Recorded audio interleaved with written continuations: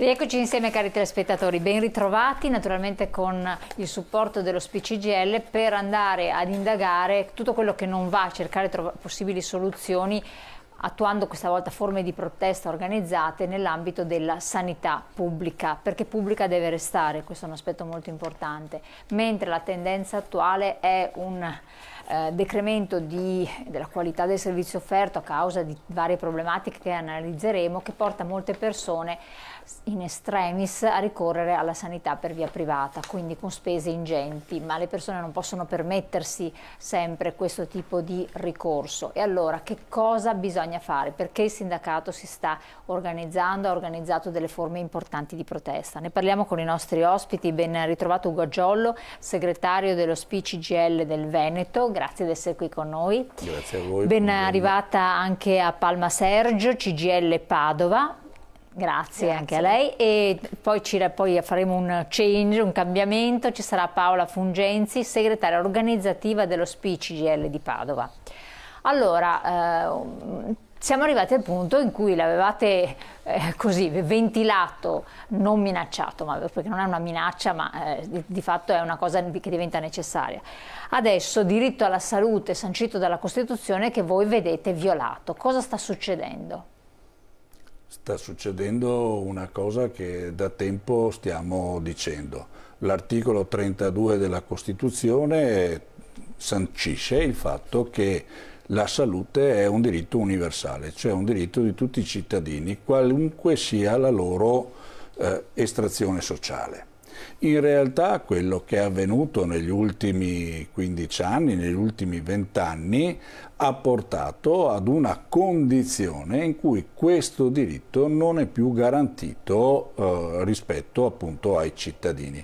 E tutte le analisi che abbiamo ci dicono che purtroppo una persona nel momento in cui si rivolge alla sanità pubblica non sempre trova la risposta, anzi in molti casi trova risposte dilatate nel tempo, per cui alla fine o è costretto a pagare di tasca propria per avere delle prestazioni o altrettanto, ancora in maniera più grave, è costretto a non avere le cure di cui avrebbe diritto e bisogno. E questa è una questione per noi francamente non tollerabile, perché mette in discussione appunto uno dei diritti fondamentali del nostro stare assieme. Qui infatti avete ribadito il punto articolo 32 della Costituzione, quindi un diritto che è garantito e sancito dalla Costituzione.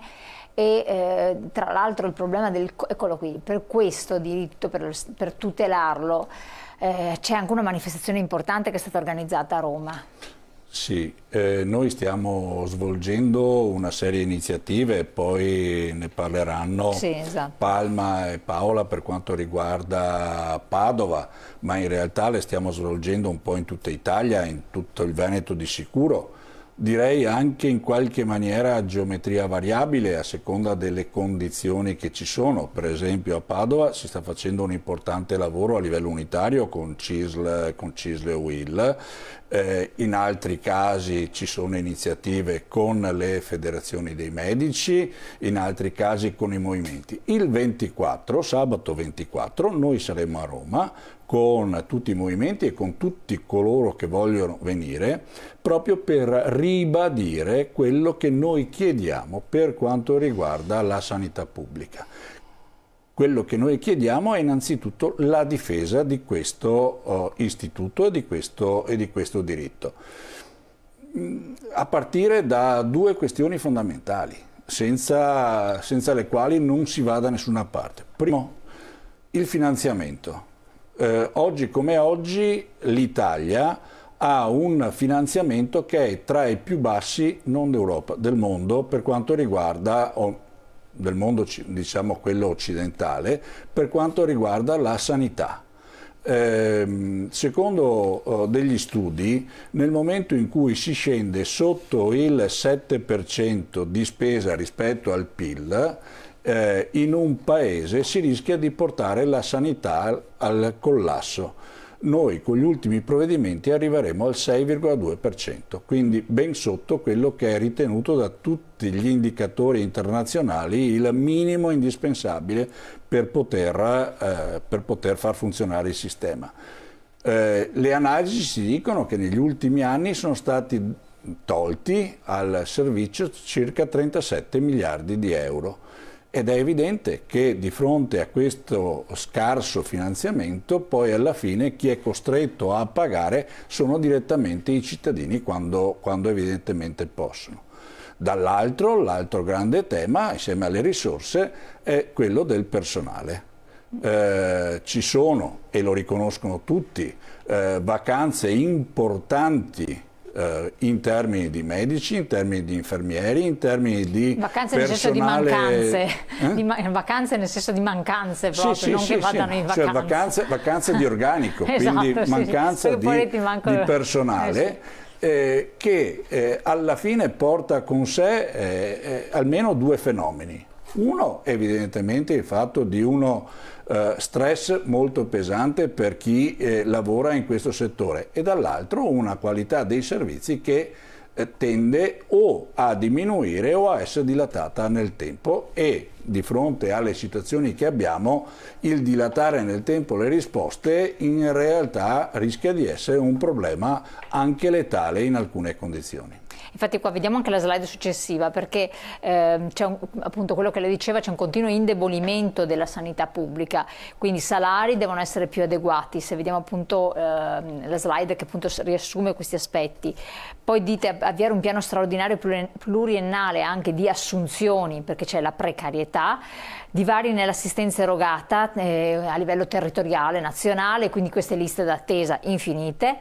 Valorizzare il lavoro di cura, qui vorrei che anche una chiosa da parte sua, e poi c'è il discorso delle persone non autosufficienti, oltre al discorso della sicurezza sul lavoro. Prego, per quel che riguarda la valorizzazione del lavoro di cura, cosa sta a significare per voi? Valorizzazione del lavoro di cura vuol dire evidentemente prendere il tema della presa in carico dei cittadini, degli utenti, come una questione centrale. Le persone devono sapere che trovano dall'altra parte dei professionisti che si prendono carico di loro e danno quelle risposte che devono dare. Per fare questo c'è necessità di una valorizzazione sia dal punto di vista economico e sia dal punto di vista delle professionalità. Ieri in una iniziativa veniva portato un esempio, siccome c'è poco personale in un settore, la Regione del Veneto decide di fare una cosa molto semplice, anziché trovare quel personale fa l'operazione per cui cambia gli standard e basta meno personale, ma questo non è una soluzione del problema, questo è evidentemente mettere un tampone che alla fine verrà pagato dagli utenti e non dal sistema complessivo, insomma. Assolutamente. L'altra nota è tutelare la salute e la sicurezza sul lavoro, anche relativamente all'aspetto sanitario. Di questo si parla a volte meno. Beh, questo è un grande tema per quanto ci riguarda. Noi siamo un paese che ancora oggi ha una media di circa 3 morti al giorno sul lavoro. È una cosa che per noi è inconcepibile. Non è possibile che una persona parta da casa per svolgere la propria attività e non torni perché nel frattempo è accaduto un incidente che l'ha portato alla morte, ma in tantissimi casi anche all'invalidità o comunque a delle malattie molto serie. E da questo punto di vista noi abbiamo chiesto da anni di fare degli interventi per aumentare quelli che sono per esempio gli organici dei servizi che si occupano di prevenzione e gli ispettorati del lavoro. Così come abbiamo chiesto da anni di lavorare di più sulla formazione, di lavorare di più su quelle che sono appunto le tutele nel mondo del lavoro. Purtroppo quello che abbiamo di fronte è invece il fatto che continuiamo a piangere il giorno dopo, sentiamo grandi dichiarazioni, sentiamo grandi appelli, ma alla fine quelle famiglie piangono i morti di tutte le età, perché abbiamo visto da ragazzi che stanno facendo magari quello che una volta era il percorso scuola-lavoro, fino a persone che hanno compiuto oltre i 60 anni e che non dovevano magari essere su quel posto di lavoro e invece vi erano. Certo, no, ma questa infatti è tutta una questione anche culturale, tra l'altro. Ci sono delle iniziative a livello sindacale in tutta la regione del Veneto che sono state organizzate. Noi abbiamo appunto un altro supporto grafico che ci fa capire in Veneto per la lista d'attesa in generale dovunque, però dopo ci sono le varie città dove fate anche delle raccolte firme, forse anche sensibilizzare da questo punto di vista. Leggo un messaggio: buongiorno, il diritto a curarsi gratuitamente un diritto sacrosanto, facciamo come gli statunitensi che si indebitano per curarsi, chiede un telespettatore.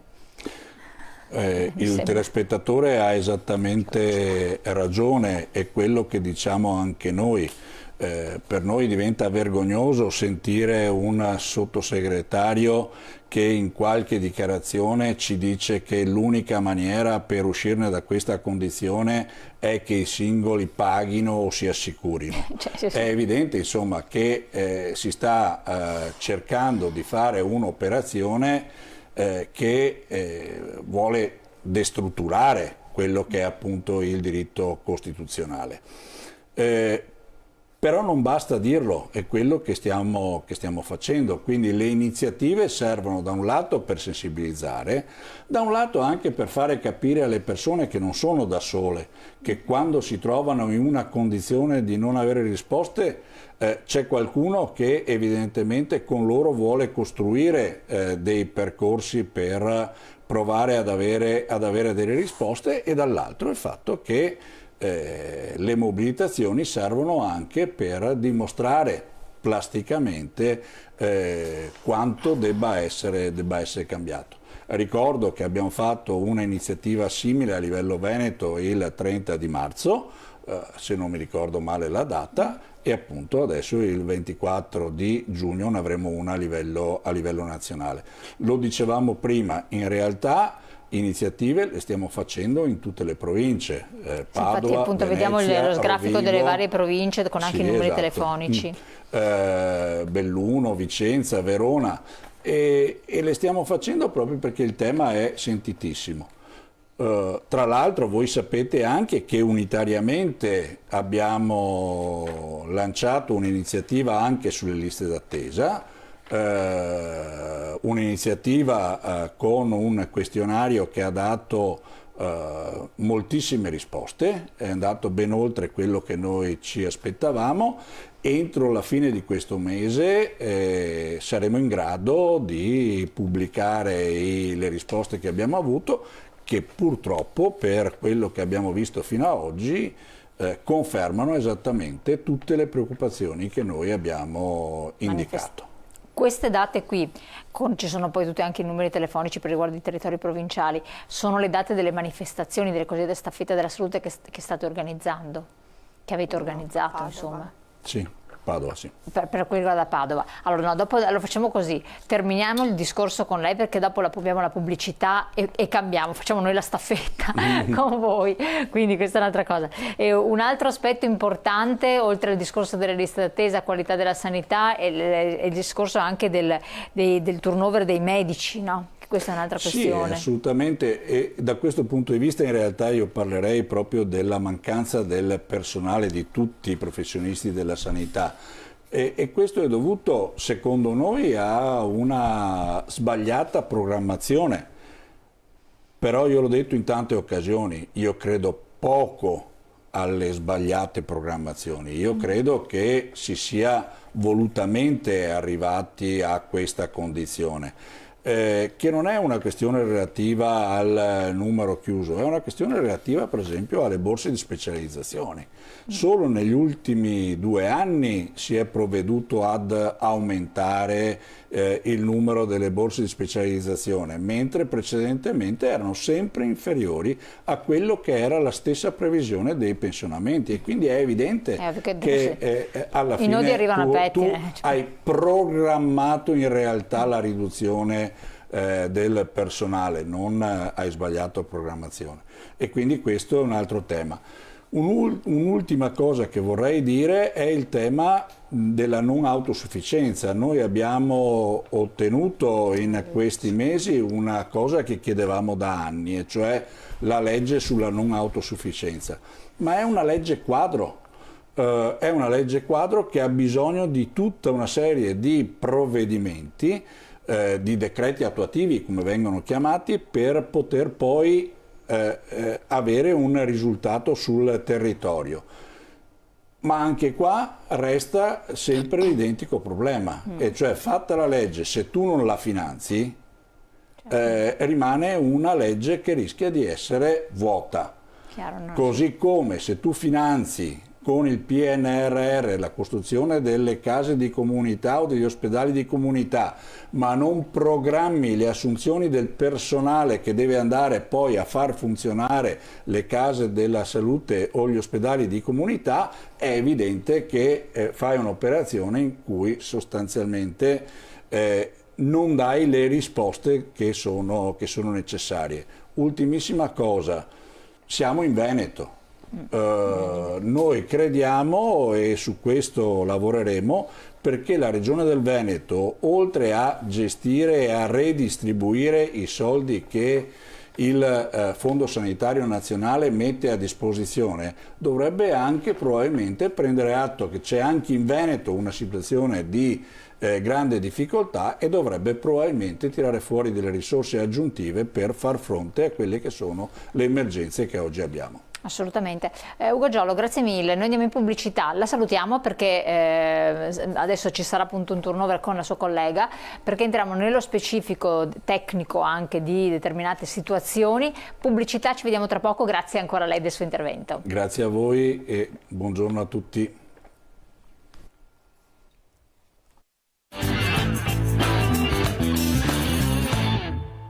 Eccoci qua. Allora, abbiamo lasciato Ugo Giollo, adesso ha preso il suo posto Paola Fungensi, ben arrivata, segretaria organizzativa SPCGIL Padova. Grazie di essere qui con noi. Grazie, buongiorno a tutti. Allora, però vorrei partire con Palma Sergio, CGIL Padova, per fare un po' il punto su queste iniziative e queste manifestazioni anche sul territorio padovano, ma non soltanto naturalmente, e la valenza che vengono ad avere, quindi chi siete riusciti anche a interpellare, qual è il messaggio, magari le persone hanno visto anche qualche cosa, però non hanno ben capito di che cosa si tratta, quindi a lei l'arduo compito.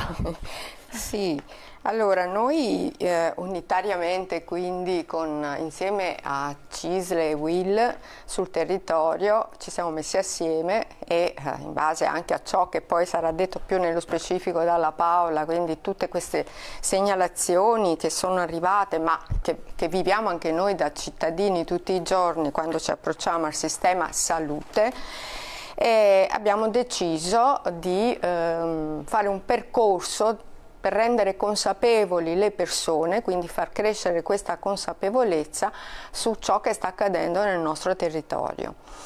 E l'abbiamo voluta proprio chiamare così, staffetta della salute. Salute intesa nel senso di presa in carico da parte del sistema pubblico della persona, nel suo insieme, quindi nei suoi bisogni sia sociali che sanitari, perché la salute è questo. Quando noi parliamo dell'articolo 32 della Costituzione, non è che dice diritto alla sanità, ti dice diritto alla salute, dove dentro c'è appunto tutto questo. E quindi abbiamo organizzato il lancio che è stato fatto il 6 di giugno con un presidio, un sit-in e volantinaggio, abbiamo fatto anche una conferenza stampa in via Scrovegni davanti alla sede dell'USL di Padova, che tra l'altro è la più grande USL del Veneto se non dell'Italia, ecco, e quindi ha un significato ben preciso. E da lì siamo partiti poi con delle assemblee, ne abbiamo già fatte 3, la terza l'abbiamo fatta ieri sera nel comune di Vigonza, per parlare appunto alle persone, quindi sono delle assemblee pubbliche che noi facciamo aperte alla cittadinanza.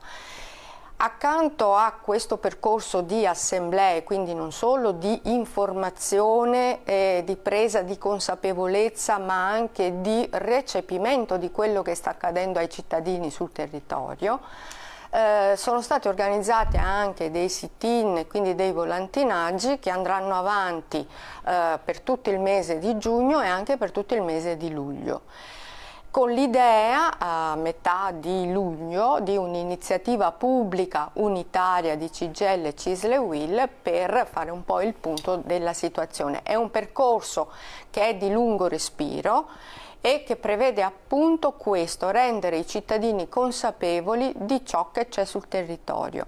Parto da un presupposto che è questo, noi lo diciamo continuamente nelle assemblee, cioè sia la sanità che la scuola pubblica praticamente sono i cardini della cittadinanza, per cui una persona è un cittadino. E quindi per questo è importante determinare questo percorso di consapevolezza, perché ci siamo resi anche conto di una cosa, che c'è anche un senso di rassegnazione molte volte, no? Soprattutto quando poi si parla di sanità, perfetto, una persona per cui quando si parla di salute, di bisogni, le persone vanno alla ricerca di avere una risposta, la risposta non arriva o arriva tardi, perché noi abbiamo insomma le liste di attesa che sono lunghissime. Il Covid in questo non ci ha aiutato, ha messo in evidenza la crisi di un sistema, ma l'importanza nello stesso momento del sistema pubblico, del servizio pubblico per quanto riguarda sia la sanità che il sociale. E questo cosa determina? Determina appunto che le persone rinunciano poi anche alla fine di curarsi, perché se non ho risposte, se devo migrare, quindi fare chilometri perché mi danno la prestazione da Padova, magari me la danno da un'altra parte, a Piove, a Cittadella o devo fare chilometri, sono una persona fragile. Ecco perché poi dobbiamo anche interrogarci su questi fenomeni, sull'invecchiamento della popolazione, sulle epidemie, sulla pandemia come è stata quella del Covid, sul disagio che hanno le persone. Insomma, ci sono tutti questi aspetti che noi portiamo all'interno delle assemblee. E ripeto, sono delle assemblee che ci danno un ritorno di consapevolezza che sta crescendo. Non dimentichiamoci che proprio per una crescita di consapevolezza della popolazione, noi siamo stati autori tutti quanti assieme di una riforma sanitaria nel 1978, che era la 833, dove appunto si andava ad affermare il dettato costituzionale di universalismo, di solidarietà, di prestazione, quindi indipendentemente dal ceto sociale della persona, indipendentemente dalla propria condizione di credo, di posizione politica e quant'altro, determinando quindi una effettiva uguaglianza nei confronti delle persone. Ecco, tutto questo un po' alla volta in questi anni è venuto meno, sta avvenendo meno ulteriormente, e abbiamo visto prima Ugo parlava dei tagli che ci sono stati in questi anni alla sanità, 37 miliardi di euro in meno. Infatti abbiamo anche per i servizi. Eccolo qua vediamo bene i tagli. Noi andremo nel 2026 con delle risorse che prevedono il 6,2% del PIL, che è il più basso in assoluto rispetto agli altri paesi europei. Quindi questo per noi è molto preoccupante sia in termini generali che specifici. Quindi, come dicevo prima, la riforma sanitaria che c'è stata nel 78 è stata proprio la riforma dei lavoratori, delle lavoratrici e dei lavoratori. Quindi bisogna che ci sia questa crescita che vediamo che c'è di consapevolezza. Per questo motivo come CGIL, CISL e UIL ci siamo messi insieme anche per spiegare cosa succede da un punto di vista di riorganizzazione della medicina, per esempio territoriale, nel nostro territorio, visto che è stato emanato un decreto, il decreto ministeriale 77, sono termini tecnici, ma che va a riguardare la riorganizzazione delle prestazioni, quindi delle prestazioni sanitarie territoriali. Certo. E anche là noi stiamo dicendo, guardate, nel 2026 devono essere fatte nella nostra provincia, noi parliamo per Padova, certo, che però è emblematica, le case della comunità, che sono praticamente previste dal PNRR. Ecco, del PNRR, che sono un rafforzamento del distretto, perché a mio parere questa è l'ultima occasione che noi abbiamo per rafforzare appunto quel presidio territoriale che è il distretto, e le case delle comunità sono parte di quel rafforzamento. Però il problema che l'avete evidenziato tra l'altro anche voi è quello relativo, al di là della costruzione fisica dove è necessaria, ci vogliono le persone, ci vuole il personale, perché se noi costruiamo tante scatole vuote, vabbè, che bello, però alla fine io il servizio ai cittadini non glielo do e sono punto e a capo, perché all'interno sono previsti professionisti, sia medici, quindi dovrebbero esserci dentro le medicine di gruppo integrato, dovrebbero esserci dentro anche gli assistenti sociali, per cui anche i comuni entrano a far parte di questa presa in carico della salute del cittadino. Quindi una cosa che vede un coinvolgimento. C'è un messaggio: bravi per l'informazione corretta che date ai cittadini, parlate di cose che danno fastidio ai grandi, l'attività dello SPI è veramente utile, grazie. Il nostro telespettatore. Sì, è quello che noi stiamo cercando di fare con queste assemblee, andando anche a dire le cose come stanno, cioè che c'è anche una responsabilità politica di programmazione di quelle che è la formazione del personale che poi dovrebbe accedere quindi a questi servizi e garantire i servizi alle persone.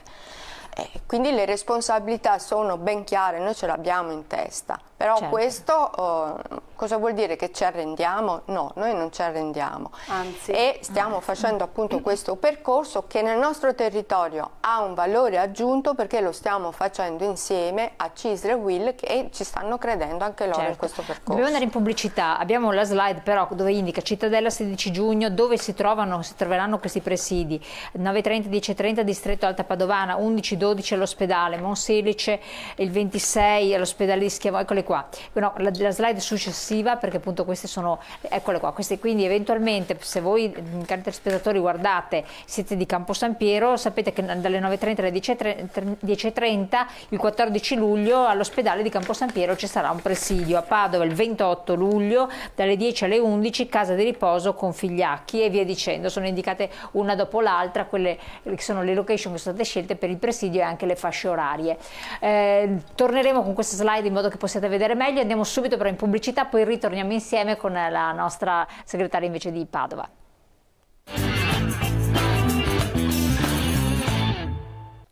Allora, Paola Fungenzi, segretaria organizzativa dello SPI CGIL. Criticità, ma anche segnalazioni che voi ricevete da parte dei cittadini, quindi andiamo proprio sul concreto. Sì. Qual è la situazione a questo punto? Noi appunto abbiamo intrapreso questo percorso, come diceva Palma, unitario, quindi do anche una valenza politica importante a questo fatto, perché farlo insieme CGIL e CISL UIL è sicuramente un elemento importante proprio per l'importanza di questo tema che coinvolge trasversalmente tutti. Noi abbiamo appunto organizzato 5 assemblee, 7 sit-in in 7 comuni differenziati, come si diceva prima, davanti a dei presidi o delle case di riposo dei distretti che sono significativi. Perché ci siamo strutturati in questo modo? Noi rappresentiamo i pensionati ed è la categoria più fragile all'interno della nostra società e quella che ha maggiormente bisogno di cure e di assistenza. E sono arrivati in questi tempi, io parlo tempi perché non è da adesso che il problema si sta manifestando e sempre via via più pesante. Segnalazioni di persone anziane in difficoltà ad avere il medico di base, il loro medico è andato in pensione, il nuovo medico, seppur nel portale dell'ULSS c'è il medico di riferimento al quale rivolgersi, e ci ricordiamo che non tutti i nostri anziani hanno le capacità, le conoscenze per usare la tecnologia odierna. E molti hanno difficoltà addirittura a fare quegli esami che sono prescritti per arrivare a una diagnosi per le patologie di cui soffrono, patologie di nuova insorgenza oppure anche croniche, quindi limitano moltissimo l'arrivo, cioè a fare l'esame per arrivare a una diagnosi e quindi a una cura. La posticipano il più possibile eventualmente, anche perché poi non hanno risposte. Uno dei temi che noi abbiamo riscontrato, una delle criticità maggiori è proprio la difficoltà all'accesso, non all'accesso alla prestazione, ma quello che viene un attimo prima, cioè io telefono per avere qualcuno che mi risponda, che possono essere ospedale o CUP, che sono ormai in rete, e io devo stare al telefono giorni, non ore, giorni, ripetute volte, devo provare a chiamare prima che qualcuno possa dire sì, pronto, buongiorno. E poi sulla tempistica invece, per quanto riguarda la risposta effettiva o della visita o degli esami, ti mettono, come si diceva prima, nelle benedette liste di galleggiamento, che sono galleggiamenti ai quali molto spesso noi abbiamo segnalazioni di persone che dopo un anno e mezzo non sono state ancora chiamate. Ecco, queste persone cosa possono fare, visto che allora, questo è l'aspetto. Ma vogliamo renderci conto che la sanità è sotto lo scacco delle aziende farmaceutiche e strutture private. Vogliono tagliare la spesa sanitaria per creare un disservizio e spingere il cittadino a muoversi nella sanità privata. È tutto voluto. Quello che un po' diceva prima anche quello che diceva anche Ugo rispetto prima alla programmazione di cui si parlava, la programmazione per i medici e per tutto il personale sanitario. Cosa fare concretamente quando senti Allora, concretamente noi con questa staffetta chiediamo delle risposte immediate da chi governa la salute pubblica, quindi le istituzioni e la politica che sono preposti a dare risposte ai cittadini. Lei mi chiedeva prima come rispondono questi cittadini che sono in difficoltà, come trovano la soluzione. Molto banalmente, se uno ha i soldi si cura e trova delle soluzioni nel privato puro, privato convenzionato. Anche lì diciamo che le attese sono più brevi che non nel pubblico, ma comunque molto spesso anche lì la via più breve rimane sempre la prestazione a pagamento per intero, oppure, ed è la cosa più drammatica per la quale noi siamo qui con la staffetta unitariamente, per dire noi non accettiamo e chiediamo delle risposte concrete. Noi abbiamo riassunto le criticità che ci sono state segnalate. Ma l'ipotesi è questa. Se uno non ha la disponibilità economica cosa può fare? Aspettare. Non si cura. Ed è questo il dramma che noi vogliamo contrastare con tutte le nostre forze che abbiamo messo in campo, unitariamente, ripeto, proprio perché il tema è fondamentale per tutti i cittadini. E devo dire, pensavo prima alle considerazioni che venivano fatte sia da Palma che da Ugo, che è proprio un paradosso, perché quei cittadini, quei lavoratori, quelle persone che nel 78 hanno fatto la battaglia per avere la riforma sanitaria pubblica, è stata una grande conquista con l'eliminazione delle mutue, quelle stesse persone adesso paradossalmente non hanno più quel diritto per le difficoltà che abbiamo poc'anzi accennato, e la beffa è che non hanno più non solo il diritto ma nemmeno la cura che sarebbe a loro dovuta.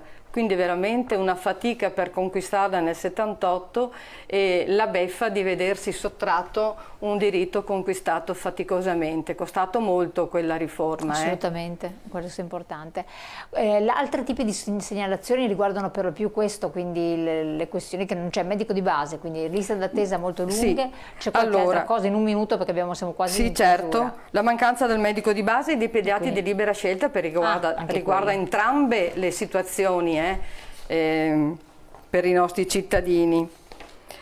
E i servizi di prossimità di cui si diceva prima, perché magari molto spesso c'è una risposta ma è al di là dell'altro capo della provincia, con delle difficoltà notevoli per le persone anziane che, se non hanno nessuno, e molto spesso sono anziani soli, spesso donne, faticano molto a poter raggiungere quel luogo dove potrebbero vedere esaudita la loro richiesta. In realtà, se non ce la fanno a raggiungere quel posto, saltano e perdono la priorità. Questa è un'altra di quelle questioni davvero paradossali che la burocrazia ha creato ulteriormente nei confronti dei cittadini, un ulteriore ostacolo. Ne avete presente? 5 mesi per una gastroscopia e 3 giorni se vado privatamente, la clinica è sempre la stessa, ditemi voi. Questo è proprio l'esempio calzante, che se tu hai i soldi ti curi e trovi immediatamente la soluzione. Quello che noi non vogliamo. Avete avuto delle risposte istituzionali?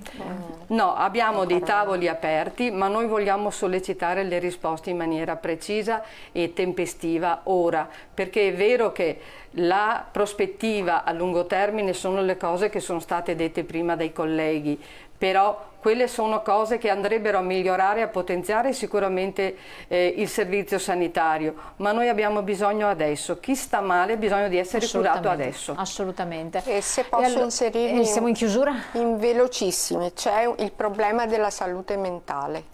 E questo è un altro dico capitolo. solo questo, che in Veneto la spesa è minore rispetto a quella delle altre regioni, che dovrebbe essere impiegato il 10% della spesa sanitaria per questo problema che è aumentato con il Covid e che invece è del 2%. Ecco, è scesa al 2%. Questo è un altro capitolo, meriterebbe a sé una cosa, sì, un'apertura. Coinvolge tantissimo i ragazzi, i giovani assolutamente, anche. Le famiglie di conseguenza. Allora, Gra, io vi ringrazio Ugo Giollo, che è uscito prima, segretario SPCGL del Veneto, Paola Fungenzi, che è segretaria organizzativa SPCGL Padova, Palma Sergio, CGL Padova, per aver fatto questo focus sulla sanità, la staffetta della sanità. Vedete tutte le informazioni comunque sul sito della SPCGL e anche della CGL, comunque a livello unitario di tutti i sindacati. Articolo 32 della Costituzione, tutela della salute pubblica. Buon proseguimento, rivedete la puntata naturalmente in replica nel nostro sito internet.